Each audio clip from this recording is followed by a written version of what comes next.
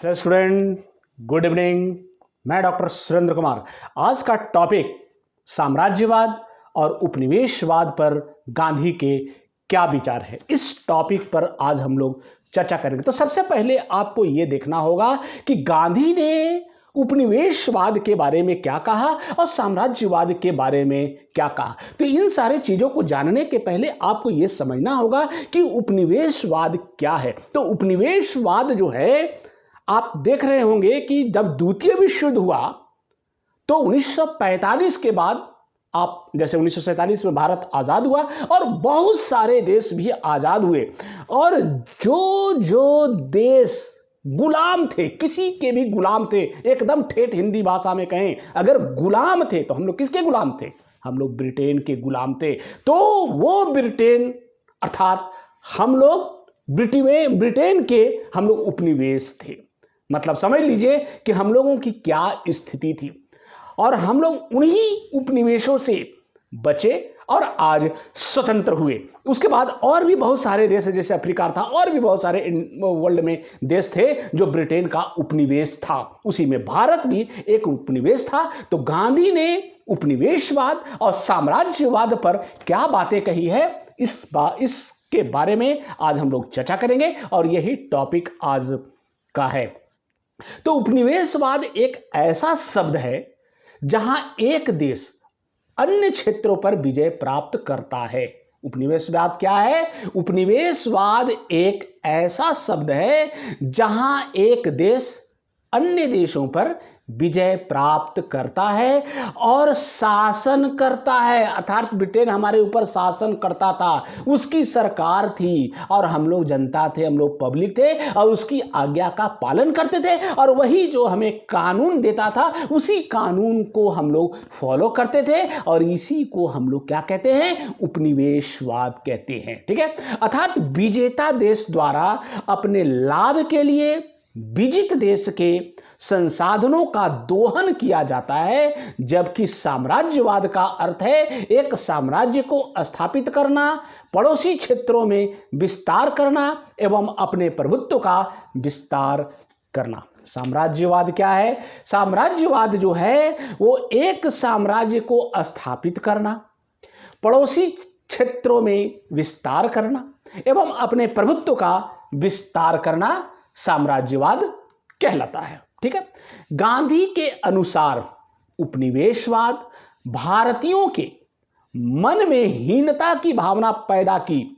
क्या किया? गांधी कहते हैं कि उपनिवेशवाद भारतीयों के मन में हीनता की भावना पैदा की, क्योंकि यह पश्चिमी सभ्यता को श्रेष्ठ के रूप में देखती है, जिसने अपनी संस्कृति में उन्हें गौरव को नष्ट कर दिया। आप देखेंगे कि भारत में जब अंग्रेज आए थे तो एकमात्र व्यापार करने के लिए वो आए थे कि हम किसी तरह से यहाँ पर अपना व्यापार करेंगे, और धीरे धीरे उन लोगों ने क्या किया? अपना पैर जमाना चालू किया और उस व्यापार को यहाँ बढ़ाना चालू किया। और क्या किया कि आप देखेंगे कि जब 1600 ईस्वी में ईस्ट इंडिया कंपनी आती है तो आपको कलकत्ता से लेकर लाहौर तक का रोड बनाती है। क्योंकि कोई भी व्यापार जब करना होता है तो सड़क जरूरी है, टेलीफोन जरूरी है, और वो जब अधिकारी यहाँ आएंगे तो उनके लिए आवास भी चाहिए, उनके बच्चों को पढ़ने के लिए आपको कॉलेज चाहिए, स्कूल चाहिए। तो बहुत सारी सुविधाएं उन लोगों ने अपने लिए बनाई। ठीक है। और उसी के तरह पालन करना चालू किया। जैसे हमारे यहाँ संस्कृत था, हिंदी था, उन लोगों ने क्या किया कि इसको रोकते हुए इंग्लिश को एकदम जबरदस्ती थोपने का प्रयास किया, और थोपा भी। आज यही स्थिति रहा कि आज हमारी जो संस्कृति अर्थात संस्कृत जो भाषा है, जो हिंदी भाषा है, वो विलुप्त होती जा रही है। और आज के बच्चे को अगर कहा जाए, थोड़ा खराब लगेगा, आज के बच्चे को कहा जाए कि 1 से लेकर 100 का गिनती तुम गिनो, वो कभी नहीं गिन सकते हैं। आज हमारी जितनी भी आपको चाहे रामायण हो, महाभारत हो, पुराण हो, गीता हो, सारे संस्कृत में लिखे हुए हैं और बहुत सारे श्लोक संस्कृत में हैं। आज के बच्चे इसको कभी भी नहीं पढ़ पाएंगे, क्योंकि अंग्रेजों ने इस तरह से माहौल हमें पैदा कर दिया कि इंग्लिश को प्रधानता दे दी गई और हिंदी को और संस्कृत को हे दृष्टि से देखा जाने लगा। और आज भी जो बच्चा हिंदी पढ़ता है, जो संस्कृत पढ़ता है, उसको हम ही लोग उसको क्या कहते हैं, हे दृष्टि से देखते हैं, जबकि ऐसा नहीं होना चाहिए। अगर हमारी सभ्यता और संस्कृति को बचानी है तो इन सारे चीजों को विराम लगाना होगा और हमें अपनी सभ्यता को बढ़ाने के लिए संस्कृत का, हिंदी का बढ़ चढ़कर भाग लेना होगा।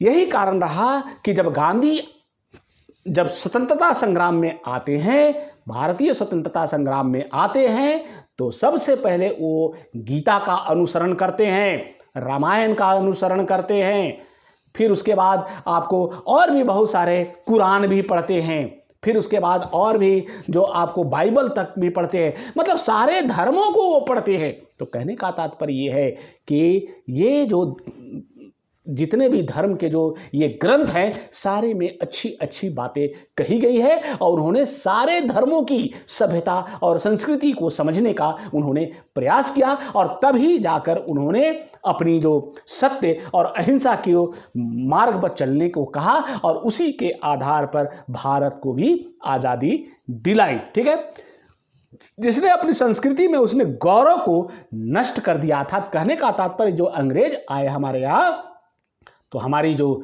संस्कृति थी उसको उन लोगों ने नष्ट करना प्रारंभ कर दिया, क्योंकि उसने इंग्लिश को माथे पर थोप रखा था। गांधी ने कहा कि उपनिवेशवाद एक पाप था। उपनिवेशवाद क्या था? एक पाप था। इसने भारतीयों को गुलाम बनाया। इसने क्या किया? भारतीयों को गुलाम बनाया। इसने उन पर एक बुरा प्रभाव डाला। किस पर? भारतीयों पर इसने एक बुरा प्रभाव डाला। गांधी ने क्या कहा कि उपनिवेश एक पाप था और भारतीयों को गुलाम बनाया इसी उपनिवेश ने। ठीक है, गांधी जी तीन कारणों से पश्चिमी साम्राज्यवाद के आलोचक थे। गांधी जी तीन कारणों से पश्चिमी साम्राज्यवाद के आलोचक थे।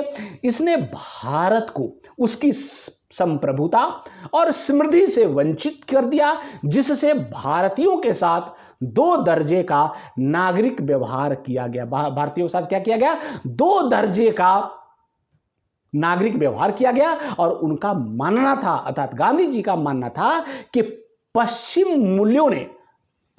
मूल्यों ने पारंपरिक भारतीय संस्कृति को नष्ट कर दिया है। और गांधी जी जानते थे कि ब्रिटेन उपनिवेशीकरण का भारत पर विनाशकारी प्रभाव पड़ा है। आप देख रहे होंगे कि हमारी सभ्यता और संस्कृति कोई 1947 के बाद की नहीं है। हमारे यहाँ हजारों साल का इतिहास है, भारत का हजारों साल का इतिहास है। और हमारे यहाँ जो आक्रमण हुए, भिन्न भिन्न लोगों ने हमारे भारत के ऊपर आक्रमण किया, उसी में बहुत सारे अंग्रेज भी आए। ईस्ट इंडिया कंपनी थी, उसके पहले भी डच थे, फ्रांसीसी था, पुर्तगाली थे। सारे लोग हमारे यहाँ आक्रमण किए और हमारा जो भी सभ्यता और संस्कृति को नष्ट करने का प्रयास किया। और आज यही कारण है कि आज हम लोग धीरे धीरे इसको समझ रहे हैं। चूंकि समझने का कारण यह है कि शिक्षा पर इतना बढ़ावा दिया गया, सरकारें भी आई तो शिक्षा को बहुत ज़्यादा महत्व दिया।